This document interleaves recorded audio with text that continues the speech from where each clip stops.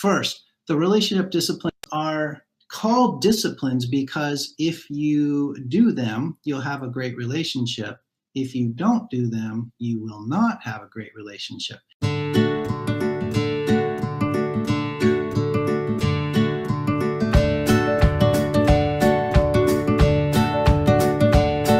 And that's an interesting point, that it can be that profound and that certain. But here's the thing, they're called disciplines. They're called relationship disciplines because they're the things that we don't automatically do. They require intention, they require discipline. But by default, we tend not to do these things. And if you're getting poorer results in your relationship and your communication, your understanding with each other than you would like, try these disciplines. So there's 6 of them that we teach our clients. And I originally got this concept from Tony Robbins, and I saw a video from Tony Robbins about relationship disciplines, and I don't know exactly how he teaches it, so this could be a little different than what he does. We've been using these disciplines for over a year and teaching our clients, and so this is our interpretation of the relationship disciplines. And the first one I want to talk to you about is freedom and forgiveness. And what does that mean? What it means to me is you give freedom. It means you don't own that person. You don't own your spouse. You don't own their actions. You don't have a right to own them. You let them go. You give them freedom. And if you stop thinking about how you own them or they owe you and they're free to do whatever they want, then each day it's a gift. Each day they get up and they choose to be married to you, that's a gift to you. And that's the beginning of freedom. And then there's using honorable language and just saying the right, saying things that are kind and that aren't degrading. You know, there's life and death in the power of the tongue. And you can use your words to bless or curse. And so if you think about that, think about if you wouldn't say this thing to your child, or you wouldn't want your child's future spouse saying it to them, then don't say that. And if you think about the things you want your child's future spouse to say to them, those are the right things to say. That gives you an idea. We also talk about believe positive intent.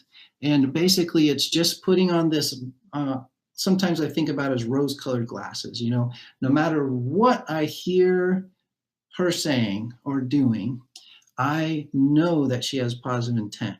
So with my filter, my rose-colored glasses, I believe that she has positive intent no matter what I'm hearing. Even if she's coming at me with a murderous look in her eyes and a knife like this, and I know that she has positive intent, the way that filters is, hey, I know you have positive intent, but to me, it looks like you're pretty angry and you might want to kill me. Can you help me understand what's going on here? Because I know you have positive intent. It changes how you look at the behavior of your spouse. And then another one is have absolute vulnerability. Vulnerability is really about expressing what's inside. So you got to be aware of what's going on in yourself and also be able to express that to your spouse vulnerably. When you are vulnerable, it creates connection. When you are stonewalling or putting a wall up, it obviously destroys connection. So have absolute vulnerability and share. Give unconditional love is another one. And what does that mean? The best way to describe unconditional love is if you think about how we love a baby or a toddler, our own baby or our own toddler, right? They don't do anything for us. They only require work. And we love them, we give to them no matter what. So unconditional love is that your needs and your wants are more important than mine. And I'm going to take care of that regardless of what I get in return. That's unconditional love.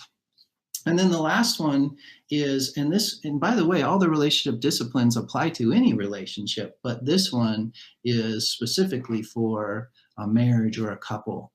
And we call it Cultivate Erotic or Cultivate Intimacy.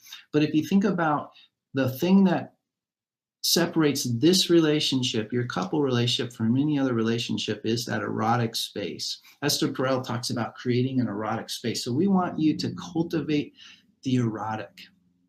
And that means setting aside some time, setting aside some psychology, some physiology to have an erotic. Because actually erotic doesn't really fit into the norm of a family profile, the safety, the predictability that's needed in a family, and a good, strong foundation of a couple. So you got to actually manage this paradox of erotic versus stability and predictability.